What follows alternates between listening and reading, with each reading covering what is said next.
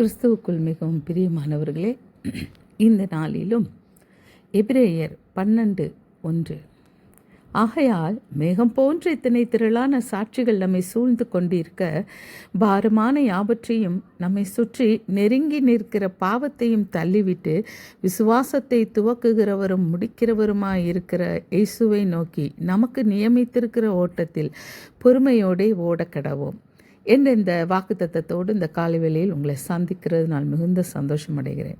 பிரியமானவர்களே, இந்த நாட்களில் எல்லாருடைய வாழ்க்கையிலும் போராட்டம், கிறிஸ்தவர்களுடைய வாழ்க்கையிலே போராட்டத்தையும் நம்ம வாழ்க்கையும் பிரிக்க முடியாது.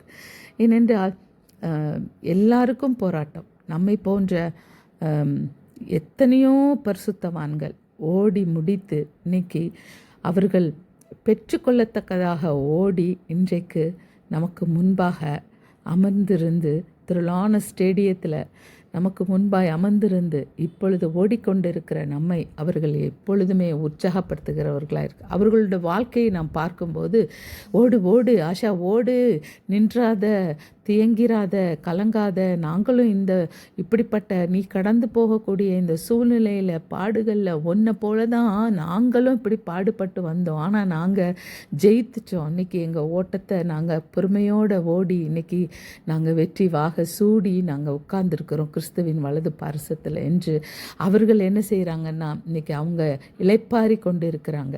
இன்றைக்கி நமக்கு நியமித்திருக்கிற இந்த ஓட்டத்தில் நம்மளும் இப்படித்தான் ஓட வேண்டியிருக்கு. கிறிஸ்தவ வாழ்க்கை என்பதை நாம் ஓடுகிற ஒரு ஓட்டமாகத்தான் வேதம் சித்தரிக்கிறது. இந்த ஓட்டத்தில் நாம் சில வேளைகளில் நன்றாக ஓடலாம், சில வேளைகளில் போராட்டங்கள், எதிர்பாராத திருப்பங்கள், பிரச்சனைகளை சந்திக்கும் போது நாம் சோர்ந்து போகிறோம் அல்லவா.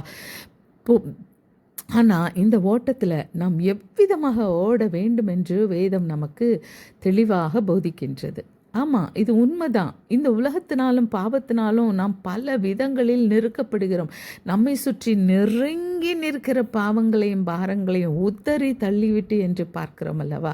அப்போ நாம் பல விதங்களில் நெருக்கப்படுகிறோம். ஆனால் இவைகள் மத்தியிலும் நம்முடைய கண்களை கிறிஸ்துவின் மேலே மட்டும்தான் வைக்கணும். ஏன்னா அவர் தான் பாடுகளை ஜெயித்தவர், உலகத்தை ஜெயித்தவர், பிசாசை ஜெயித்தவர்.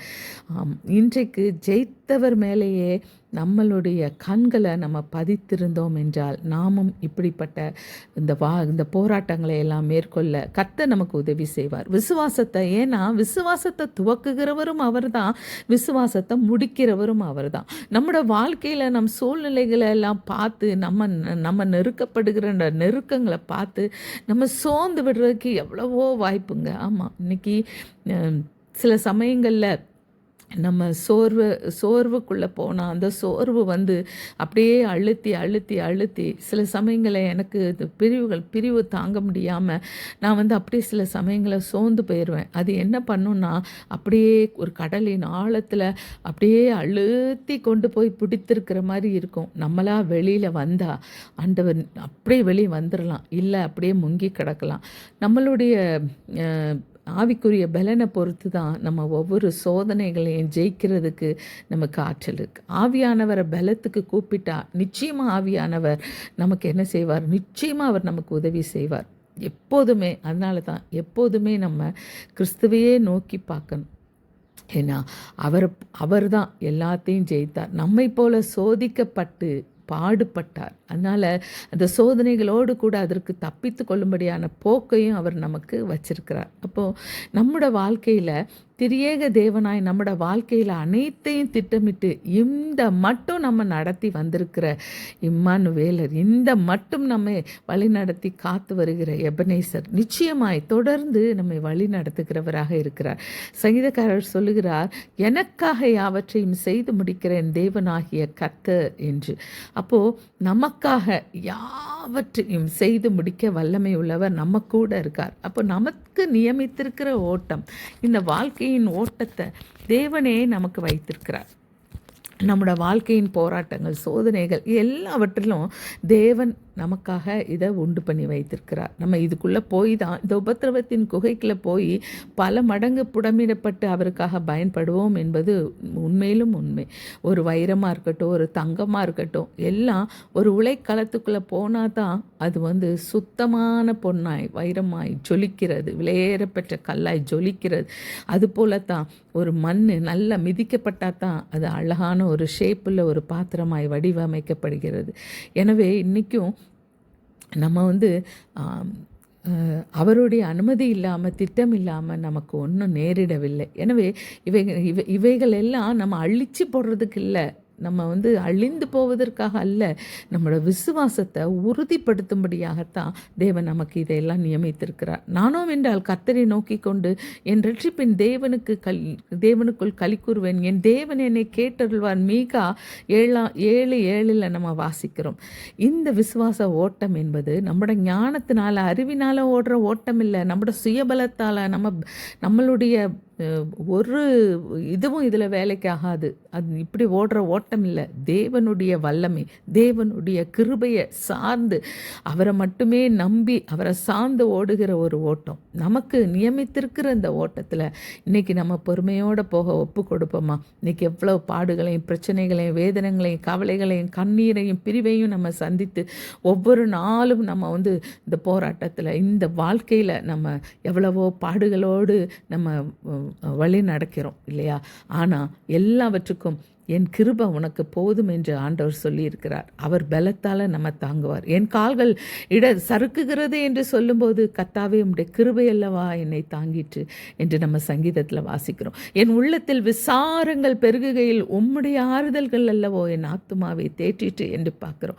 எனவே நம்ம தேற்றுகிறது அவருடைய வார்த்தை தான். நீங்கள் மட்டும் இல்லாதிருந்தா நான் துக்கத்தில் அமிழ்ந்து போயிருப்பேன், நீங்கள் உங்கள் வார்த்தை மட்டும் என்னை தேற்றாதிருந்தா நான் அப்படியே துயரத்தில் அமிழ்ந்து செத்து போயிருப்பேன்னு நம்ம பார்க்கிறோம். எனவே இந்த நாட்களில் பிரியமானவர்களே, சோர்வு எல்லாருக்கும் ஒரு நியமிக்கப்பட்ட பாதை தான். துன்பங்கள், உபத்திரவங்கள் எல்லாமே, பாடுகள் எல்லாமே நமக்கு நியமிக்கப்பட்டிருக்கிறது. ஆனால் ஒன்றை மட்டும் நம்ம மறக்கக்கூடாது, அதிசீக்கிரத்தில் நீங்கிவிடும் இந்த லேசான உபத்திரம்னு சொல்கிறார். அதிசீக்கிரம்னு சொல்லும்போது யோசேப்போட வாழ்க்கையில் 13 வருஷம், அப்படி ஒவ்வொருத்தருடைய மோசேண்ட வாழ்க்கையில் 40 வருஷம், ஆபிரகாம்ட வாழ்க்கையில் 25 வருஷம், இப்படி நம்ம பார்க்கும்போது எத்தனையோ நமக்கு அதிசீக்கிரத்தில் நீங்கிவிடும் என்று தான் வேதம் சொல்லுகிறது. ஆனால் பாடுகளோடு கூட அதுக்கு தப்பித்து கொள்ளும்படியான ஒரு போக்கை நமக்கு வைத்து நம்ம கூடவே இருந்து நம்ம அருகிலே இருந்து இதில் சோர்ந்து போயிடக்கூடாது, மடிந்து போயிடக்கூடாதுன்னு நம்ம பக்கத்திலே இருந்து நமக்கு பலத்தையும் தந்து இந்த பாடுகளை எல்லாம் கடந்து வர அவர் தான் நமக்கு கிருபை செய்கிறார்.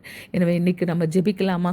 நல்ல ஆண்டவரே, இந்த நாளிலும் ஆண்டவரே என்னை முழுவதுமாக எங்களை ஒப்பு கொடுக்குறோம். உம்முடைய சிங்காசனத்துக்கு முன்பாக வந்து ஆண்டவரே உம்மை பணிந்து வாழ்த்தி வணங்கி போற்றி புகழ்ந்து உம்மை ஆராதிக்கிறோம். ஆண்டவரே உம்முடைய சிங்காசனத்துக்கு முன்பாக வந்து எங்களை குடும்பமாக நம்முடைய சமூகத்தில் அப்படியே தரையோடு தரையாய் தாழ்த்துகிறோம். ஏன்னா ஆகும் என்று சொல்வதற்கு எங்களிடத்தில் ஒன்றும் இல்லையப்பா. நடக்கிற நடைகள் எதுவும் எங்களால் ஆகிறது அல்லவென்று நாங்கள் அறிந்திருக்கிறோம்.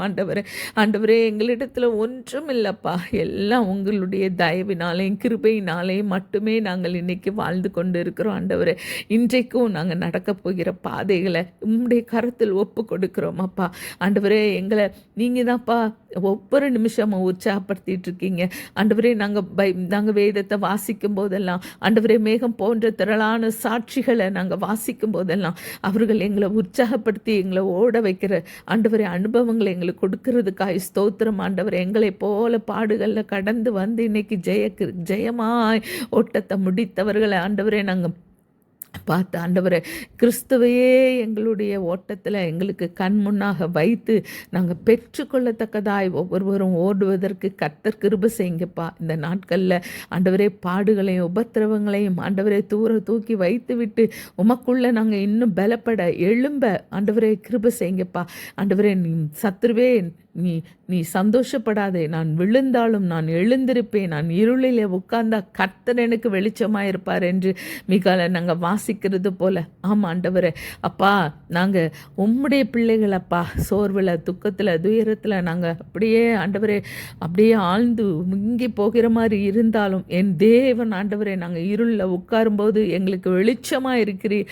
அதுக்காக உமக்கு நன்றி செலுத்துகிறோம். இந்த நாளிலும் ஆண்டவரே ஒவ்வொருவருக்கும் நாங்கள் நடக்க வேண்டிய வழியில் கண்ணை வைத்து எங்கள் மேலே கண்ணை வைத்து ஆலோசனை சொல்லி சத்தியத்தின் பாதையில் எங்களை நடத்துங்க ஆண்டவரே.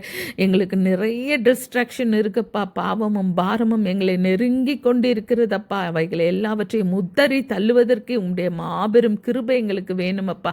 ஏனென்றால் நடக்கிற நடைகள் எங்களால் ஆகாதப்பா. ஒரு சுண்டு வரல கூட உங்கள் கிருபை இல்லாமல் எங்களால் அசைக்க முடியாதப்பா. எனவே உங்கள் கிருபையை ஆண்டவரே, உங்கள் உதவியை இந்த நாளில் அப்படியே நாடி உம்முடைய சிங்காசனத்தில் பணிந்து கடக்கிறோம் ஆண்டவரே. அப்பா அர்ப்பணித்திருக்கிறோம் அப்பா. குடும்பமாக இம்மிடத்தை வந்து அர்ப்பணிக்கிறோம் அப்பா. ஆண்டவரே உமக்கு ஸ்தோத்திரம். எங்கள் பிள்ளைகளுக்கோ ஆண்டவரே, எங்களுடைய சந்ததிகளுக்கு ஆண்டவரே அப்பா, எங்களை சார்ந்திருக்கிற ஒவ்வொருவருக்கும், எங்ககிட்ட ஜெபிக்க கேட்ட ஒவ்வொருவருக்கும், என்னோடு சேர்ந்து ஜெபித்து கொண்டு இருக்கிற ஒவ்வொருவரையும் உம்முடைய சிங்காசனத்துக்கு முன்பாக வந்து ஒப்பு கொடுக்கிறேன் அப்பா. நீங்களே கரம் பிடித்து நடத்தி செல்லுகிறவர், நீங்களே கண்ணை வைத்து ஆலோசனை சொல்லுகிறவர், நீங்கள் தான் பாதுகாக்கிறவர், நீங்கள் தான் தேற்றுகிறவர், நீங்கள் தான் அணைக்கிறவர், சமாதானத்தின் தேவன் நீங்கள் தான். எந்த விதமான பிரச்சனைகளாக இருந்தாலும், சமாதான குறைவுகளோ சுகவீன குறைவுகளோ எத்துவாய் இருந்தாலும் ஆண்டவரே, இந்த நாளில் உங்கள் ஆளுகை தான் எங்கள் குடும்பத்தில் இருக்கணும் ஆண்டவரே. நீங்கள் மட்டுமே ராஜரீகம் பண்ணுங்க எங்கள் குடும்பங்களை ஆண்டவரே. எங்கள் தொழில்களை ஆண்டவரே கையிட்டு செய்கிற ஒவ்வொரு காரியத்திலும் உங்கள் ஆளுகை மட்டும்தான் இருக்கணும் ஆண்டவரே. உங்கள் வழி நடத்துதல் மட்டும்தான் இருக்கணும் ஆண்டவரே. நீங்கள் ஆளுகிறவராய், பரிசுத்த ஆவியானவர் ஆளுகிறவராய் இருக்கணும் ஆண்டவரே. உம்முடைய ஆளுகைக்குள்ளாய் எங்களை குடும்பமாக எங்களுடைய கையின் பிரயாசங்களை நாங்கள் செய்கிற ஒவ்வொரு காரியங்களோடு உம்முடைய சமூகத்தில் வந்து பணிகிறோம் அப்பா. பொறுப்பெடுத்துக் கொள்ளுங்க. இந்த நாளைக்கு வேண்டிய பாதுகாவல், ஆவிக்கும் ஆத்துமாவுக்கும் சரீரத்துக்கும் பாதுகாவல் வேணும். எங்கள் ஆத்துமா வாழணும் ஆண்டவரே. எங்கள் ஆத்துமா காக்கப்படணும் ஆண்டவரே. தீமைக்கும் தீங்குக்கும் எங்கள் ஆத்துமா காக்கப்படணும் ஆண்டவரே. அப்பா நாங்கள் ஆவியில் எப்படி எங்களுடைய ஆத்துமா வாழ்கிறது போல தான் நாங்கள் எல்லாவற்றிலும் வாழ முடியும்னு நாங்கள் வேதத்தில் தெளிவாக வாசிக்கிறோம். எனவே ஆண்டவரே, எந்த விதத்திலும் எங்கள் ஆத்துமா சோர்ந்து போகாதபடிக்கு, ஆத்துமாவே கர்த்தரை நம்பு, கர்த்தரையே நம்புன்னு எழுதியிருக்கிறபடி ஆண்டவரே, எங்கள் ஆத்துமாவை நாங்கள் பலனடைய செய்ய ஜாக்கிரதை உள்ளவர்களா இந்த நாட்களில் ஆண்டவரே இருக்க எங்களுக்கு உதவி செய்வீராக. எல்லா சூழ்நிலைகளையும் உம்முடைய ஆளுகைக்குள்ளாய் ஒப்பு கொடுக்கிறோம். இந்த நாளில் எங்களுக்கு விரோதமான ஆயுதங்கள் வாய்க்காதே போகட்டும். எங்களுக்கு எதிராக திட்டமிடுகிறவர்கள் ஆண்டவரே அப்பா, அது சத்ருவால் பயன்படுத்தப்படுகிற ஒவ்வொரு ஆயுதத்தையும் இன்னைக்கு நாங்கள் கட்டி நிர்மூலமாக்குகிறோம் இயேசு கிறிஸ்துவின் நாமத்தினால. ஆண்டவரே, இயேசு கிறிஸ்துவின் இரத்தத்தை எங்களுடைய எல்லைகள் எங்கிலும், ஜீவி எல்லைகள் ஆண்டவரே, எங்கள் பிள்ளைகளுடைய எல்லைகள், எங்களுடைய கையின் பிரயாசங்கள் எல்லாவற்றையும் இரத்தத்துக்குள்ளாய் வேலி அடைக்கிறோம். பாதுகாத்து கொள்ளுங்க. போக்குகள் வரவுகளுக்கும் ஆண்டவரே ஒவ்வொரு நிமிடத்துக்கும் உங்கள் பாதுகாப்பும் தெய்வீக பிரசன்னமும் எங்களை ஆட்கொள்வதாக. உங்கள் பிரசன்னம் எங்கள் கூட இருக்கும்போது இளைப்பாறுதலும் கூடவே இருக்கும். எனவே உங்கள் பிரசன்னம் எங்களோடு கூட இருக்க வேண்டும் என்று ஜெபிக்கிறோம். எங்கள் எல்லாரையும் குடும்பமாக சிறியவர்கள் முதல் பெரியவர் வரை உடைய பாத்தில் வைத்திருக்கிறோம் ஆண்டவரை. ஒப்பு கொடுக்கிறோம் அப்பா. நீங்களே வழி நடத்துங்கப்பா. எல்லா துதியும் கனமும் மகிமையும் ஆண்டவரை இதுவரை செய்த எல்லாவற்றுக்கும் ஆண்டவரை இனிமையும் செய்ய போகிற எல்லாவற்றுக்காகவும் ஆண்டவரே உம்மை வாழ்த்தி வணங்கி போற்றி புகழ்கிறோம். எல்லா துதியும் கனமும் மகிமையும் ஒருவருக்கே செலுத்தி எங்களை தாழ்த்தி வெறுமையாக்குகிறோம். எங்கள் ஜீவனுள்ள நல்ல பிதாவே, ஆமேன். God bless you. பெரியமானவர்களே, இந்த செய்தி உங்களுக்கு ஆசீர்வாதமாக இருக்கும்னா அநேகருக்கு பகிருங்க. உங்களுக்கு ஏதாவது ஜெப தேவைகள் இருந்தால் என்னை தொடர்பு கொள்ளுங்க. நிச்சயமாக நம்ம சேர்ந்து ஜெபிப்போம். கர்த்தர் பெரிய காரியங்களை செய்வார். God bless you.